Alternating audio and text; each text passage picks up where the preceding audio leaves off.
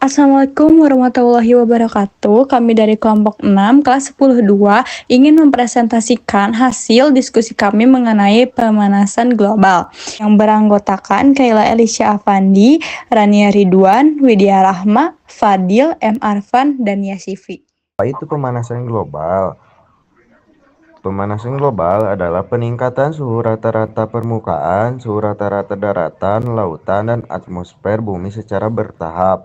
Bumi secara bertahap dan berkelanjutan. Pemanasan global juga dikenal dengan istilah global warming.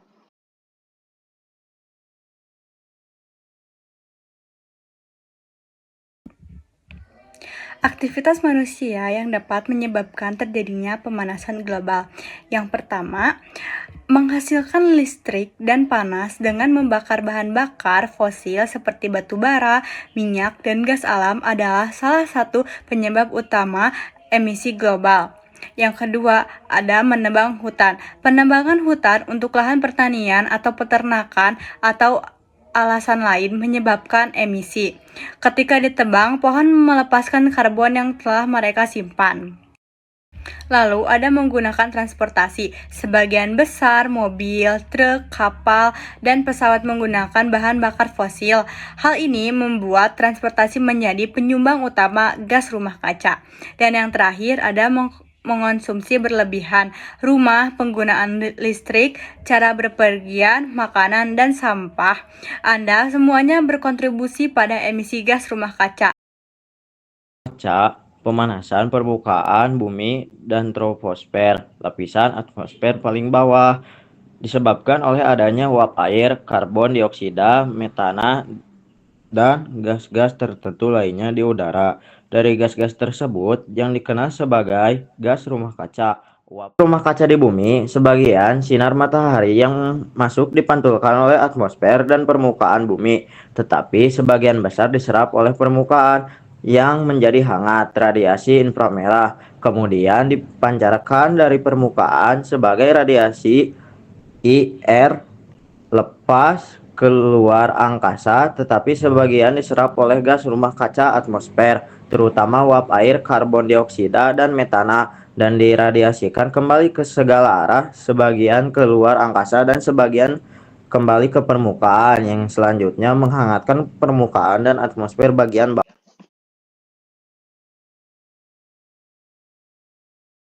Ozon, atau yang sering disebut ozone depletion, adalah proses berkurangnya lapisan ozon yang melindungi bumi dari radiasi ultraviolet berbahaya dari matahari. Lapisan ozon berada di stratosfer, sekitar 10 hingga 50 km di atas permukaan bumi, dan sangat penting untuk melindungi kehidupan di bumi dari dampak buruk sinar UV seperti kanker kulit, katarak, dan gangguan pada ekosistem laut. Proses penipisan ozon terjadi terutama akibat pelepasan senyawa kimia yang mengandung klorin dan bromin, seperti yang ditemukan dalam bahan kimia yang disebut klorofluorokarbon atau yang disebut juga CFC, yang biasa digunakan dalam pendinginan aerosol dan bahan isolasi. Ketika senyawa ini dilepaskan ke atmosfer, mereka dapat merusak molekul ozon. Yang kelima, ada penjelasan tentang emisi karbon. Emisi karbon merujuk pada pelepasan gas karbon dioksida atau CO2 atmosfer, terutama akibat pembakaran bahan bakar fosil, deforestasi, dan kegiatan industri. Gas ini berperan dalam pemanasan global dengan memerangkap panas di atmosfer. Pengurangan emisi karbon penting untuk mengatasi perubahan iklim dan dampak negatifnya seperti cuaca ekstrim dan naiknya permukaan laut. Kesepakatan internasional. Kesepakatan internasional tentang pemanasan global adalah Perjanjian Paris yang diadopsi pada tahun 2015. Perjanjian ini bertujuan untuk membatasi kenaikan suhu global dan dampak negatifnya. Tujuannya membatasi kenaikan suhu global di bawah 2 derajat Celcius di atas tingkat pra-industri.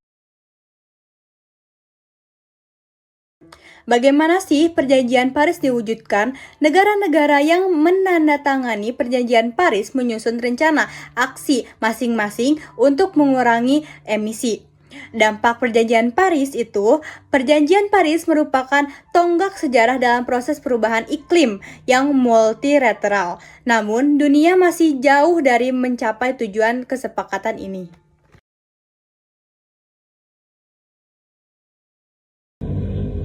Berikut adalah beberapa dampak utama pemanasan global. Yang pertama, meningkatnya temperatur bumi di beberapa wilayah dan perubahan iklim.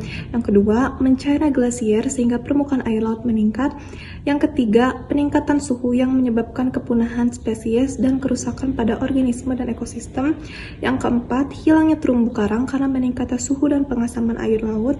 Yang kelima, curah hujan dan cuaca tidak menentu. Yang keenam, lapisan ozon atau atom oksigen pada atmosfer menipis.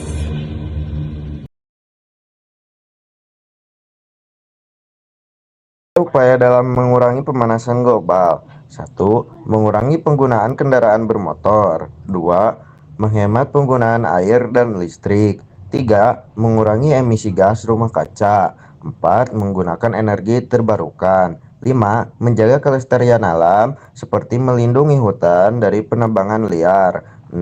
Usaha reboisasi hutan. 7. Merawat dan menanam tumbuhan. Sekian yang dapat kami sampaikan. Wassalamualaikum warahmatullahi wabarakatuh. Terima kasih.